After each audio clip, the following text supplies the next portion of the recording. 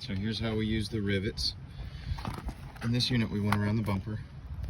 Oops, sorry, we went around the bumper. We put a rivet where we cut the panel short, so we locked in the stitching here so that doesn't pull apart. So it went right through between the stitch line. We did a small piece of Velcro here on the top side of the bumper. We used the Primer 94 and to lightly coat this before we put the adhesive Velcro on. Once we put the adhesive Velcro on, we popped 2 holes in there using a hole punch, and then we put the rivets in, and then we'll actuate that rivet with the rivet gun, and it'll explode the rivet just like that and keep it the Velcro from moving around. So we face this rivet right toward the RV.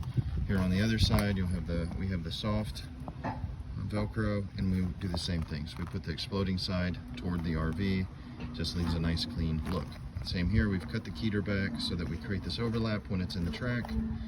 We put a rivet right through that sew line so that it keeps it from unraveling as well.